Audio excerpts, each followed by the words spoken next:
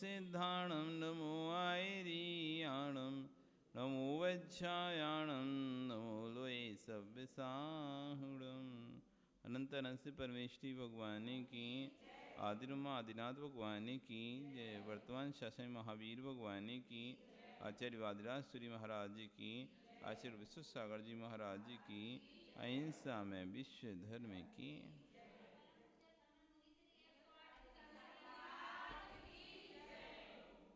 पढ़ेंगे एक साथ। एकी भावं गतिव मया या स्वयं कर्म बंधो घोरम दुःखं भवभवगतो दुर्निवारा करोति तस्याप्यस्य तयि जिनरवे भक्तिरुन्मुक्तये चेत् जेतुं शक्यो भवति न तया को वरस्तापे हेतु ज्योतिरूपं दुरितनिवह दान्तविध्वंस हेतु तामेवाहु जिनवरचिरं तत्त्वविद्याभियुक्ता चेतो वासे भवसि च मम स्फारमुद्भासमान तस्मिन्नाह कथितमो वस्तुतो वस्तुमीष्टे आनन्द्रासु स्नपितबदनं गदगदं चापि जल्पन् यस्या एतत्तयि दृढमनः भवन्तं तस्याविस्तदपि च सुचिरं देहबल्मीकमध्यान् निष्कास्यन्ते विविधविश्वं व्याध्या काद्रवेह प्रागेवेह त्रिदिवभवना देशदा भव्यपुण्यात् पृथ्वी चक्रं कनकमयितां देवनिन्नेत एदं ध्यानद्वारं मम रुचिकरं स्वान्तगेहं प्रविष्टः तत्किमिचित्रं जिनवपुरिदं यस्वर्णीकरोषि लोकस्यैकस्तमसि भगवन् निर्निमित्तेन बन्धुस्तय्येवासौ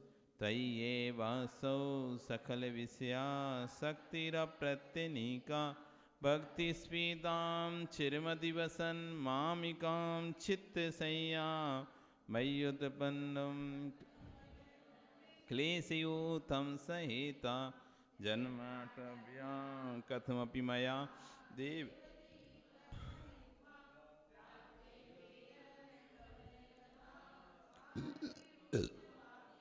तस्या मध्ये हिमकरहिमं वियुषीते नितान्तं निर्मग्नं मां न जहति गतं दुःखदा वोपताप पादन्यासादपि च पुनतो यात्रया हेमाभासो भवति सुरभिः श्रीनिवासस्य पद्मः सर्वाङ्गेण स्वसति भगवन् त्वय्यशेषं मनो मे श्रेया किं तस्वयमेरहर यन्नमामभ्युपेति पश्यन्तं तद्वचनममृतं भक्तिपात्र्याप्रवन्तं कर्मारण्यात् पुरुषमस्मानन्दधामप्रविष्टं त्वं दुर्वारा स्मरमधरं तत्प्रसादैक्यभूमिं क्रूराकारा कथमिरुजा कंठका निल्लसन्ति पाषाणात्मा तदितरसमा केवलं रत्नमूर्तिर्मानिस्तम्भो भवति च परस्त्रादिशो रत्नवर्गा दृष्टिप्राप्तो हरति सकतं मानरोगं नराणां प्रत्यासक्तिर्यदि न भवतस्तस्य तत्शक्तिहेतु हृदया प्राप्तो मरुदपि भवन मूर्ति से लोपे भाई सद्या पुंसां निरवधि रुजा धूलिबंधं धुनोति जानाहु तो हृदय कमलं यस्य तु त्वं प्रविष्ट तस्याशक्यः कहीं भुवने देवलो जानासि त्वं मम भवे यस्य यादृश्य दुःखं जातं यस्य क्षणमपि मे शस्त्रवन्निष्पिनष्टि त्वं सर्वेषां सृगप इति च त्वामिपेतोऽसि भक्त्या यद् कर्तव्यं तदिह विषये देव एव प्रमाणं प्रापद्यैवं तवनुतिपदै जीविकेनोऽपि दिष्टि पापाचारी मरणसमये सारमेयोऽपि सौख्यं का सन्देहो यदुपलभते वासवं श्रीप्रभुत्वं जलपञ्जाबै मणिभिर्मलै तन्नमस्कारचक्रं शुद्धे ज्ञाने सुचनिचरिते सत्यपीतये च भक्तिर्नोचे धनवती सुखा वंचिका कुंचिकेयं सख्योदघाण्डं भवति कथं मुक्तिकामस्य पुंसो मुक्तिधारं परिदृढमहामोहमुद्राकवाटं पृच्छन्नाखल्वैमग्मैरन्धकारैः समन्तात् पंथा मुक्ते स्फुटितपदा क्लेशगर्तैरगाधैः तस्कस्तेन व्रजितसुक्तो देवतत्त्वाभिभासी यद्रग्रे नभोति भवद् भारती रत्नदीपा आत्मज्योतिर्निधिरनवधिर्दृष्टुरानन्दहेतुः कर्मक्षोणी पटलपिहितो यो न वाप्यापरेशं हस्ते कुर्वन् यनति चिरस्तस्तं भवद्भक्तिभाजा श्रोत्रैबद्ध प्रगतिपुरुषो धाम धात्रीखनित्रै प्रत्युत्पन्ना नैहिं गिरेरायता चामृताब्धे या देवत्तत्पदकमलयोः संगता भक्तिगंगा चेतस्तस्यां मम रुचिवसा दाप्लुतं क्षालिताः कल्मासं यद्भवति किमयं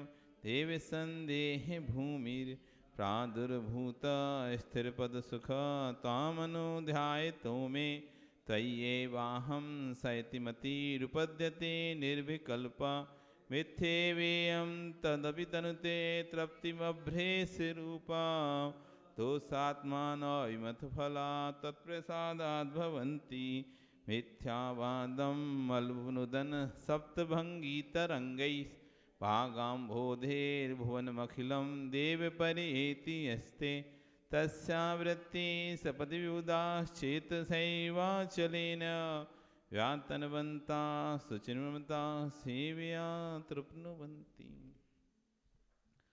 कल यहाँ पर श्लोक नंबर 18 में की व्याख्या में आचार्य सप्तभंगी ने की तरह चर्चा कर रहे कि कोई भी वस्तु को समझना है तो 7 प्रकार से उसको देखना पड़ता है। जब तक हम 7 प्रकार से किसी वस्तु को ना देखें उसके बारे में पूर्ण ज्ञान नहीं हो सकता। अस्ति रूप, नास्ति रूप, अस्ति नास्ति रूप, अवक्तव्य रूप, अस्ति वक्तव्य रूप, नास्ति वक्तव्य रूप, अस्ति नास्ति अवक्तव्य रूप। ये 7 दृष्टियां हैं।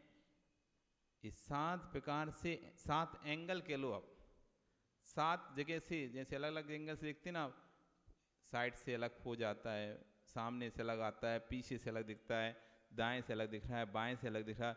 अलग अलग एंगल से अलग अलग फोटो जैसे खींची जाती हैं, ऐसी अलग अलग एंगल हैं। ये 7 नए हैं, सप्तभंगी तरंगें। तो भगवान की वाणी जैसे समुद्र में तरंगें उठती हैं ना, बड़ी बड़ी लहरें उठती हैं, ऐसी भगवान की वाणी सप्तभंग में रूप होती है।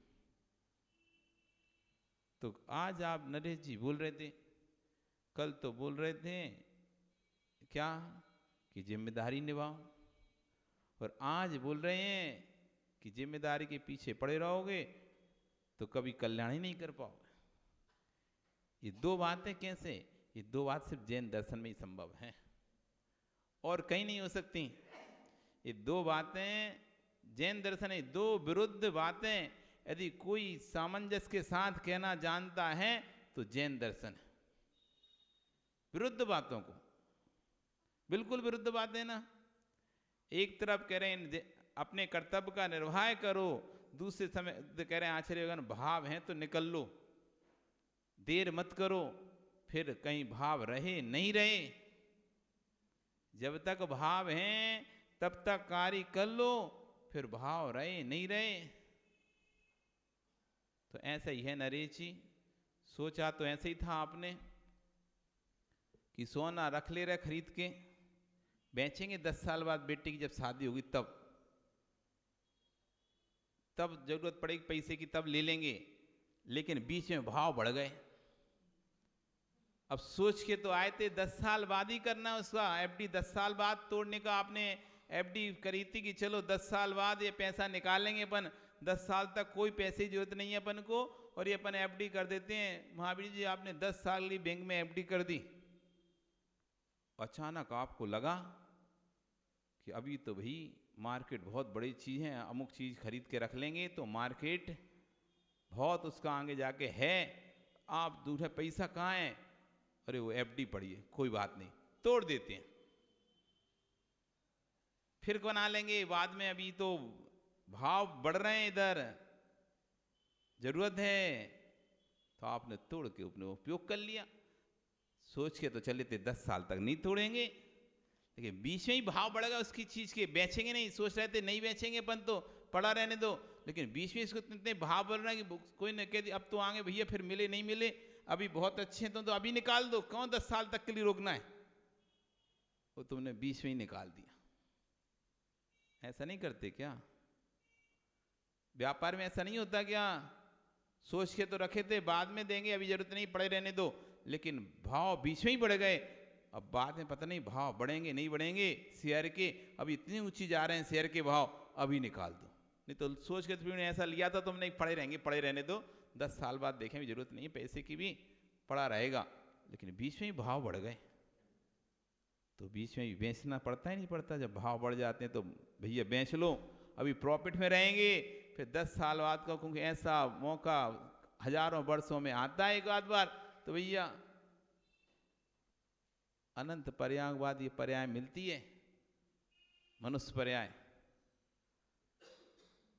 सोचे तो थे कि ठीक है करेंगे कल्याण करेंगे, लेकिन अभी भाव बन गए, अभी कर लो, फिर पता नहीं बाद में भाव बने नहीं बने, कर्तव्य निभाते निभाते निभाते निभाते कहीं ऐसा ना हो गया कि हमारे भाव ही खत्म हो गए। अभी तो भाव नहीं थे तो सोच रहे थे कर्तव्य निभा के फिर सोचते हैं इस विषय में, लेकिन बीच में ही इच्छा हो गई, बीच में ही भाव परिणाम जागृत हो रहे हैं, तो अब कर्तव्य के लिए मत बैठो, फिर तो जब भाव बन ही गए हैं तो बना। विजय सुंदर एक कहा थी, जीजा साले की कथा आती है, विजय सुंदर और नाम याद नहीं आ रहा, तो 2 जीजा साले थे, जीजा साले थे, तो साला अपनी बहन को लेने गया, कहाँ पे? जीजा जी के यहाँ, तो जीजा जी का अरे अभी तो शादी तुम अभी लेने आ गए इतनी जल्दी, तो वो कहता है नहीं जाना पड़ेगा, त्योहार का समय इसलिए लेने तो आना ही पड़ेगा, तो जीजा जी कहते मैं भी चलूँ क्या? तो कह कितने रागी हो, अभी तो अब तो पूरी जिंदगी तुम्हें साथ में, थोड़ा दिन छोड़ दो, नहीं नहीं मैं साथ में चलूंगा, मतलब उसको इतना राग था अपनी पत्नी से, इतना राग हुआ था मैं नहीं छोड़ सकता, चलो मैं भी साथ में चलता हूँ, मैं अपने ससुराल में रहूंगा आराम से, क्या दिक्कत है। तो पत्नी के साथ वो भी आया, तो पत्नी को लेने था, लेकिन जीजाजी कह रहे नहीं चलो मैं भी साथ में चलता हूँ, तो चलो मना कैसे करेगा साला कि नहीं चलो भैया, तो चलो, तो रथ पर बैठे जीजा साले और उसकी बहन, तीनों जा रहे हैं। अब जाते जाते एक चट्टान पर, रास्ते में एक चट्टान पर ऊपर एक मुनिराज अपनी ध्यान साधना में लीन है, ध्यान साधना में लीन है। विजय सुंदर नाम ही था शायद क्या, तो विजय सुंदर वो जो जीजा था वो देख रहा है मुनिराज को, एक टक निगाह से वो देखता चला जा रहा है, रथ चल रहा है तो वो तो ऊपर चोटी पे, तो वहां से दूर से देखना शुरू किया, रथ अपना जा रहा है, चल रहा है धीरे धीरे, और वो उनको एक टक निगाह से देख रहा है। अब जीजा साले की मजाक तो मजाक जगत प्रसिद्ध है, तो उसने जीजा जी को चोटी भरी, क्यों जीजा जी मन हो रहा है क्या? अब वो तो जब एक दिन के लिए जो स्त्री को नहीं छोड़ रहा, वो क्या देख चलेगा, तो ऐसे ही बोल दिया उसने, क्या मन हो रहा है क्या, इतना ऐसा देख रहे हो, ऐसा लग रहा है जैसे तुम्हें आज ही दीक्षा ले लेना है, अभी जाके दीक्षा ले लोगे। तो जीजा कहते हाँ यार मन तो हो रहा है, लेकिन अब क्या करूं, तेरी जीजी कौन संभालेगा, उसकी शादी की ना अभी। तो साला के अरे काय को जीजा जी वो कर रहे हो, बहाना मार रहे, तुम क्यों चिंता करते जीजी की, हम संभाल लेंगे जीजी को तुम्हारी को, तुम तो जाओ दीक्षा लेना हो। तो अब वो तो मजाक चल रहा था, वो समझ रहा मजाक ही चल रहा है। जीजा कहे पक्का? हाँ कि पक्का संभाल लोगे? हाँ संभाल लेंगे आप तो। अब एक दिन जो छोड़ नहीं रहा अपनी पत्नी को, साथ में ससुराल जा रहा है लेके, तो क्या दीक्षा लेगा वो? और वो तो ऐसी मजाक समझ रहा था। तो वो विजय सुन, हाँ ले लो ले लो, हाँ ले लो ले लो ले लो, कोई दिक्कत नहीं है। पक्का? कि हाँ। उन्होंने कहा सारथी रथ रोको। अभी तक वो हो सकता है साला समझ रहा था कि डरा रहा है कि हाँ मैं डरता हूँ, कहूँगा जीजा जीजा रहने दो मत करो ऐसा। तो हाँ जीजा जाओ जाओ, हाँ सारथी रथ रोको। रथ रोक लिया। अब वो बहन समझ रही मजाक चल रही जीजा साले की आपस की, तो चलती रहती है, तो चल रही है, तो वही कुछ नहीं बोल रही, देख रही दोनों को। रथ रोको सारथी, रथ रोक दिया।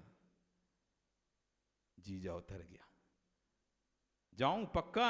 तुम संभाल लोगे ना? अरे जाओ जीजा जाओ, तुम तो जाओ जाओ, कोई चिंता नहीं कर। अब वो समझ रहा कि ये डरा रहा, थोड़ी देर के लिए डराएगा ऐसा करके, तो मैं रोक लूंगा बुला लूंगा करके। क्योंकि कैसे जा सकता है, जो एक दिन के लिए नहीं छोड़ रहा वो कैसे छोड़ सकता है? दीक्षा कोई हंसी खेल थोड़ी ना था बच्चों का। जाऊं? हाँ हाँ जाओ। वो चले जाते हैं।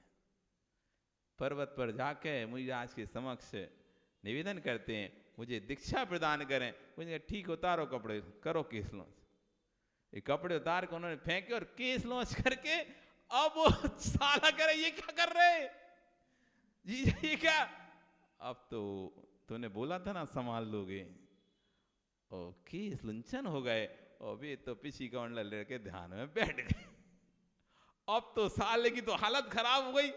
अब मैं क्या मुंह लेके जाऊंगा घर पे कि मैंने अपनी बहन के पति को दीक्षा दिला दी और बहन को इस तरह से करके रख दिया। अब किसको मुंह दिखाऊंगा? लोग क्या कहेंगे उससे कि तुम्हें अपनी बहन का सुख नहीं दिखा? अब तो बड़ा उसको अंदर विकल्प हुआ है, अब मैं भी घर नहीं जाऊंगा, मैं भी जीजा के साथ दीक्षा ले लेता। और वो भी वहीं पे कपड़े उतार के दीक्षा केस लॉन्च गए, दीक्षा हो गई। अब बहन देख रही है, पति भी गया, भाई भी गया। अब हम घर जाके क्या करेंगे? पति गया, भाई गया, हम जाके क्या करेंगे? वो भी यार के पास जाके दीक्षा लेकर अपना कल्याण करने लगे। तो भाव कहां, तो वो माई के ससुराल से, मतलब अपने घर से उस पत्नी के साथ ससुराल में जा रहा है, वो कहां भाव बन गए। भाव ले ली दीक्षा, एक को देखते 3 दीक्षा हो गई। यह है भाव का खेल। कब कौन से भाव बन जाएं, कैसे भाव बन जाएं, और फिर बने नहीं बने। इसलिए जब बनते हो भाव तब निकल जाओ, जब भाव बने तब निकल जाओ। इंतजार मत करो कि कोई एक और थाना कहता है इसमें कैसी में, एक व्यक्ति को एक व्यक्ति बड़ा बैराग हो गया, उसको प्रवचन सुना, प्रवचन सुन के बहुत बैराग उसके अंदर आ गया। उसने सोच लिया कि अब कल तो मैं दीक्षा लूंगी, ले लूंगा। आज मैं घर जाकर अपनी पत्नी को बोल देता हूं कि कल मैं दीक्षा लेने जाऊंगा। और प्रवचन सुन के सुबह सुबह उसको इतना बैराग हो गया, उसने पूरा पक्का मन बना लिया कि कल मुझे दीक्षा लेनी ही है, अब कुछ भी हो जाए कल मैं दीक्षा लूंगा। घर आता है, घर आकर अपनी पत्नी को कहता है कि मेरे तो बैराग के भाव हो गए हैं और मुझे दीक्षा लेनी है। जैसी पत्नी सुनती है तो कहती, जब बैराग के भाव हो गए थे तो घर आई काय को?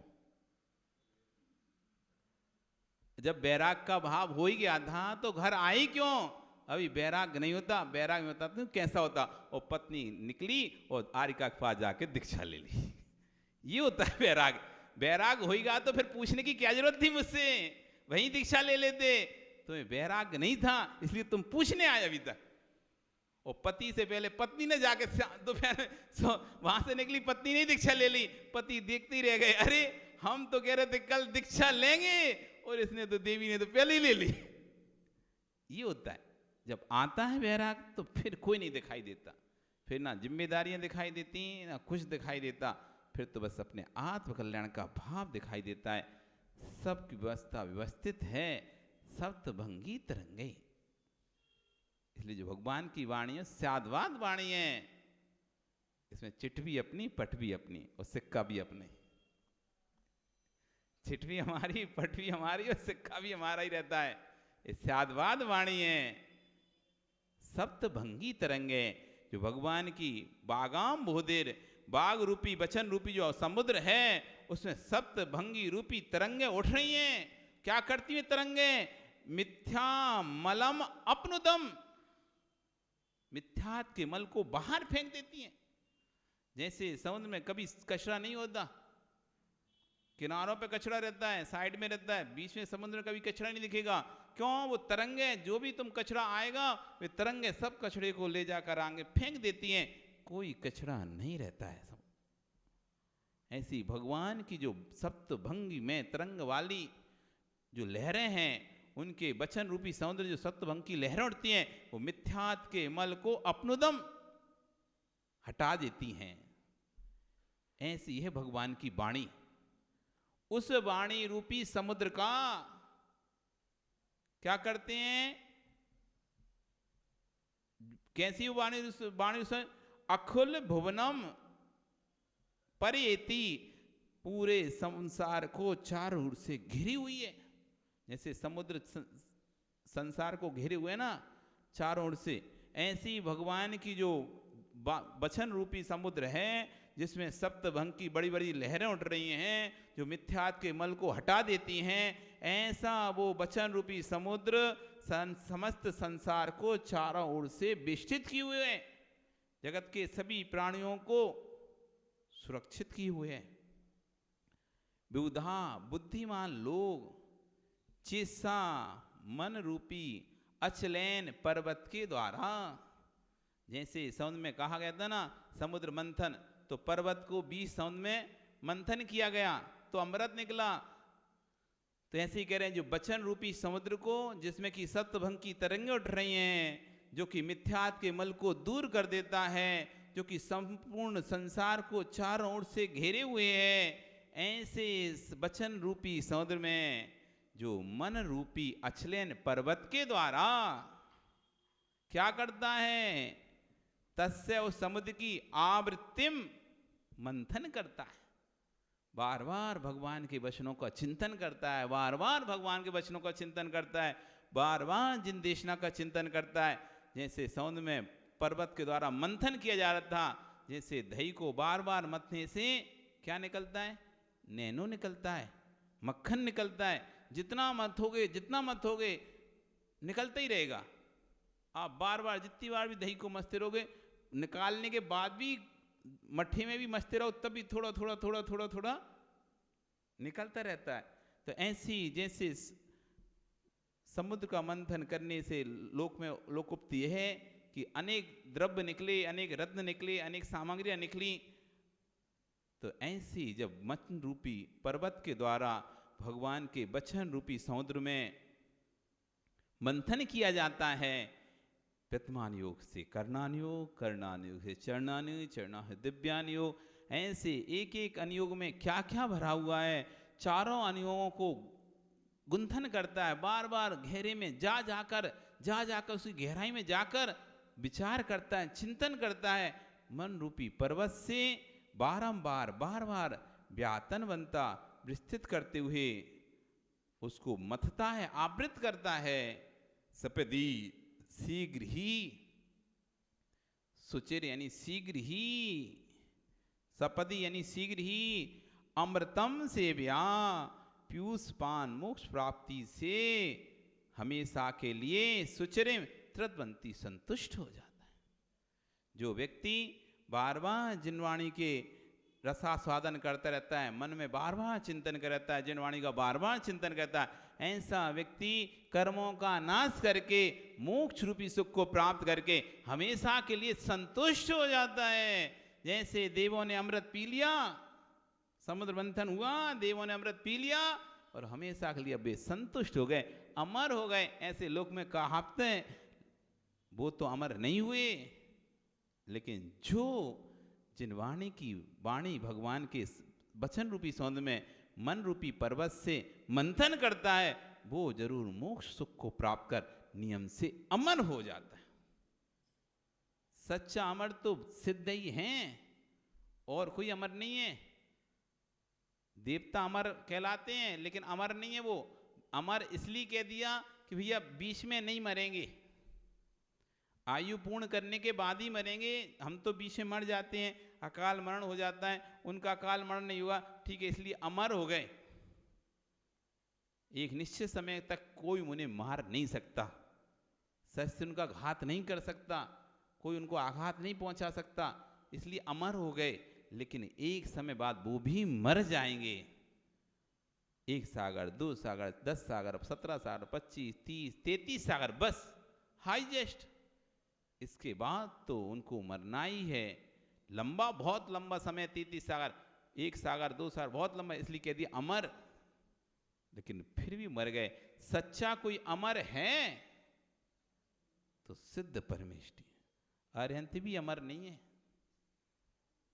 अरिहंत भी अमर नहीं है। अरिहंत परमेष्टि को ये आयु पूर्ण होने पर अरिहंत पद का छूट जाता है उनका। जब तक आयु है तब तक ही अरिहंत रहते हैं, आयु खत्म हुई मरकर सिद्ध बन जाते हैं।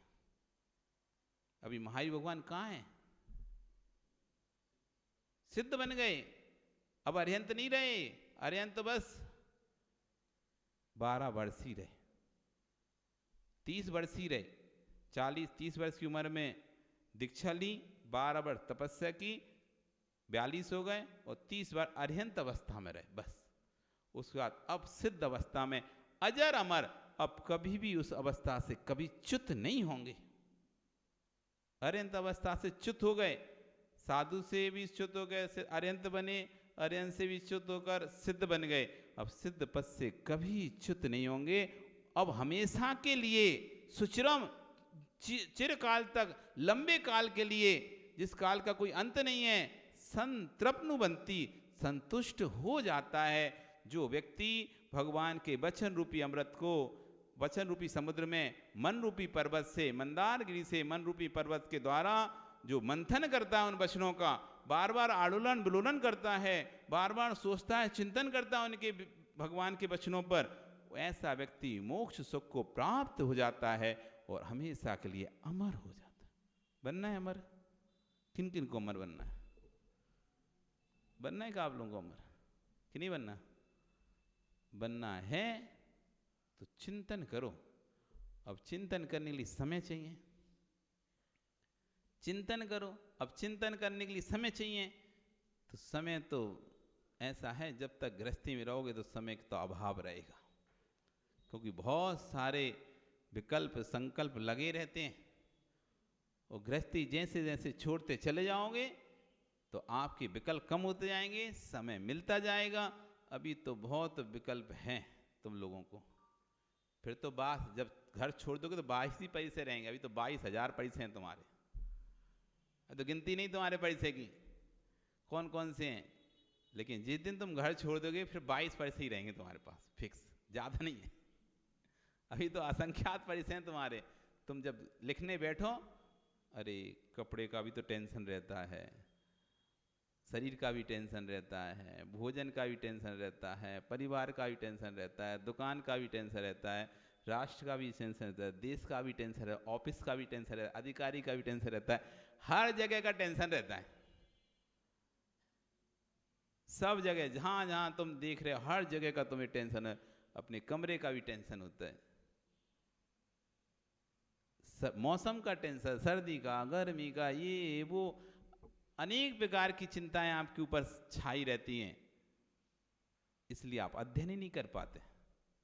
कमाने का टेंशन, व्यय करने का टेंशन, संचय करने का टेंशन, सुरक्षा करने का टेंशन, कितने प्रकार के संकल्प विकल्प एक चीज़ के लिए लगे रहते हैं।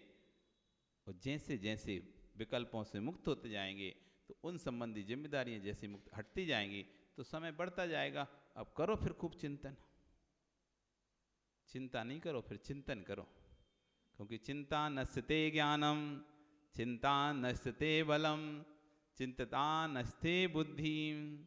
चिंता से ज्ञान का नाश होता है, चिंता से बल का नाश होता है, चिंता से बुद्धि का नाश होता है। बल बुद्धि चिंता नस्ते बुद्धि, चिंता नस्ते बलम, चिंता नस्ते ज्ञानम। ज्ञान का जिसको क्षय करना हो अपने, वो चिंता करना प्रारंभ कर दे। जिसको अपने बल का क्षय करना हो वो चिंता प्रारंभ करने, जिसे बुद्धि का क्षय करना हो वो चिंता करना प्रारंभ कर दे। विकास करने लगो तुम चिंता, अरे हमारे पास तो कुछ है ही नहीं है, हम कैसे करें, हम कैसे समाज में लोगों के बीच में रहें, सब तो बड़ी बड़ी बोरियां ले लेते हैं, हम नहीं ले पाते हैं, ऐसी चिंता करने लगो। कल से तुम्हारी बुद्धि ज्ञान विवेक सब क्षय होने लगे, सब क्षय होने लगेंगे। और तुम सोचो ठीक है, जिसके पास जो है वो उसी में संतुष्ट रहे। हमारे पास ठीक है धन नहीं है, तन तो है, धन नहीं है तन है, हम तन से इतनी सेवा करेंगे कि धन वाला भी छोटा दिखेगा। हम तन से इतनी सेवा करेंगे कि धन की कीमत भी उसके आगे फीकी पड़ जाएगी। लाओ अपने अंदर भाव ऐसे, धन के अभाव में हीन भावना नहीं लाना चाहिए। एक फील्ड में हम कमजोर हैं, हम दूसरी फील्ड में कमजोर नहीं है ना, हम उसमें आगे बढ़ के दिखाएंगे। एक व्यक्ति किसी एक क्षेत्र में नाम हासिल कर रहा है, हम दूसरे क्षेत्र में अपना नाम हासिल करेंगे। ऐसी साधुओं की सेवा करेंगे, इतनी साधुओं की सेवा करेंगे कि लोक में कोई भी सबसे पहले विकास तुम्हें चलना है। चार जगह जाए तो धन वाले की बात ना करे, तुम्हारी बात करे। अरे हमारे अगर विकास है, क्या नाम तुम्हारा, विकास ही नाम है ना, इतना विकास है, वो जिसके साथ सेवा में लग जाए दिन रात नहीं देखता है। वो धन वाले कोई प्रशंसा नहीं कर रहा, तन वाले की प्रशंसा हो रही। धन वाले की प्रशंसा नहीं हो रही, तन वाले की प्रशंसा हो रही है। ऐसा व्यक्ति है हमारे नगर में जो जिसकी सेवा में लग जाता है, जी जान लगा देता है। धन नहीं लेकिन पूरे तन से सेवा करता है। तो जरूरी नहीं है एक विषय हमारे पास कमजोर है तो हम उसी की चिंता में रहकर पीछे हट जाएं। उस विषय से नहीं, हम दूसरे विषय से आगे बढ़ेंगे। आपको नहीं आती अंग्रेजी तो ऐसा हीन मत हो, आप हिंदी को इतने अच्छे से बोलो कि अंग्रेजी वाला भी सोचते पड़ जाए क्या बोल रहे हैं। आप अपनी भाषा को इतना अच्छे से संस्कारित करके बोलो, दूसरे की भाषा देखकर आप हीन मत हो कि वो क्या है, वो तो इतना फटाफट इंग्लिश बोल रहा है, हम कैसे बोलेंगे, हम कैसे बोलेंगे। हम इतने अच्छे से हिंदी बोलेंगे कि सामने वाले की इंग्लिश फीकी पड़ जाएगी, इंग्लिश फीकी पड़ जाएगी। अपने अंदर ऐसा कॉन्फिडेंस जगाओ तो कभी भी हीन भावना में नहीं जाओगे, कभी भी चिंता में नहीं जाओगे। चिंता में हीन भावना में वही जाता है जो अपने अंदर की आत्मा की क्वालिटी को जगा नहीं पाता, नहीं जगा पाता। शरीर तो आपके पास है ना, उसके लिए तो कोई पैसे की जरूरत नहीं है। करो शरीर से सेवा, खूब वैवृत्ति करो, खूब विहार कराओ, खूब आहार में रहो, सब क्रिया में आगे आगे रहो, धार्मिक क्रिया में आगे आगे रहो। देखना पैसे वाले ज्यादा पूछ तुम्हारी होगी, भैया आगे आओ। हर कोई पकड़ के तुमको आगे लेके आएगा, हर कोई पकड़ के आगे लेके आएगा। ये भैया बहुत कहते ना वो सक्रिय कार्य करता है। कोई संगठन में भी जाते हैं तो क्या देखते हैं, सक्रिय कार्यकर्ता कौन है यहाँ पे, जो बिल्कुल जिम्मेदारी से काम करता है, सक्रिय कार्यकर्ता। अपने आप को इतना सक्रिय बना लो कि दूसरी कमी, जैसे वो देखते हैं ना, वो जिनके कुछ ना कुछ बॉडी में शरीर में कमी रहती है तो वो अपनी दूसरी चीज़ों को इतना डेवलप कर देते हैं कि उनकी कमी उनको दबा देती है, वो कमी दब जाती है उसके आगे। वो अपने शरीर का इतना दूसरी इंद्रियों का, दूसरे अंगों का इतना विकास कर लेते हैं कि वो अंग उनके लिए फिर वो मैटर ही नहीं करता। हाथ नहीं है व्यक्ति के, वो अपने आप को इतना अच्छा विकसित किया उसने, पैर से ही पूरे काम कर लेता है, कंप्यूटर चला लेता है, गाड़ी चला लेता है, सब कुछ चला लेता है। पैर से 4 व्हीलर चलाते देखा है, हाथ नहीं है, पैर से 4 व्हीलर चला रहा है। आपको आश्चर्य लग रहा है, लेकिन उसने अपने आप को कभी हीन में डाला ही नहीं है कि मेरे हाथ नहीं है, मेरे पैर तो है ना, इन्हीं पैरों से मैं हाथ का ऐसा काम करूंगा कि हाथ वाले भी देखते रह जाएंगे। इसके तो पैर नहीं, तब भी देखो। तो ऐसे अपने आप के अंदर उत्साह भरो, तो नियम से ये बार बार जब आता है, जब अच्छे विचारों को रखते हैं अपने अंदर, अच्छा अच्छा सोचेंगे, तो अपन कभी हीन भावना में जाएंगे नहीं। जो हीन भावना जाता है उसकी बुद्धि, विवेक, ज्ञान सब नष्ट हो जाता है, व्यापार भी नष्ट हो जाता है। चिंता करने वाले का व्यापार ही नहीं चलता, क्यों? वो चिंता में लगा रहता है। अब कस्टमर से कभी अच्छे से बात करता है, कभी बेकार बात करता है, कभी मूड होता है, कभी कुछ सोचता रहता है, तो ऐसे ही बोल देता है, तो कस्टमर भी भाग जाता है। उसका चेहरा देख कर यार ऐसा ही है, तो ठीक ठाक है। तो धन भी क्षय होता है, इसलिए निश्चिंत रहकर, निर्विकल्प होकर वो अपना कार्य जो व्यक्ति करता है उतनी सफलता को प्राप्त होता है। इसलिए दिगंबर मुनिराज सफलता को क्यों प्राप्त होते हैं? तो निश्चिंत रहते हैं, फ्री रहते हैं, कोई चिंता ही नहीं, कोई विकल्प नहीं। बड़ा ठीक है, इस विषय में हम कमजोर हैं, हम दूसरे विषय में आगे बढ़ेंगे, और उस विषय में इतने आगे बढ़ जाएंगे कि दूसरा व्यक्ति हमारी इस कमजोरी को छोड़ ही देगा। ऐसे अपने आप में उत्साह जगाओ। इस तरह यहाँ वचन अमृत, जो व्यक्ति भगवान के वचन रूपी अमृत का बार बार चिंतन, बार बार मनन करता है, वो व्यक्ति स्वर्ग के सुख को प्राप्त कर कर हमेशा के लिए संतुष्ट हो जाता है। ऐसे हैं भगवान का वचन रूपी समुद्र, बस मंथन करने की देरी है। छगनलाल जी, मंथन करने की देरी है बस। ओ पन्नालाल जी, सो तो नहीं गए? जग रहे हो ना? मंथन करने की देरी है। भगवान के वचनों का एक बार जो मंथन कर लेगा, वो नियम से शांतिलाल जी मोक्ष चला जाएगा। जाना है ना मोक्ष? नहीं जाना? हाँ, रहो तुम तो यहीं पे आराम से, चिंता नहीं करना। जब तक हमें, तब तक तुम्हें कहीं नहीं जाना है। कोई बोले तो बोलना महाराज जी नहीं जाने दे, तुम क्या कर? ठीक है, यहीं रहना, जाना नहीं। अच्छे लगते हैं बुजुर्ग लोग, सभा में रहें तो सभा की शोभा होती है, इसलिए आपको यहीं रहना है। बोलिए भगवान महावीर स्वामी की जिनवाणी स्तुति।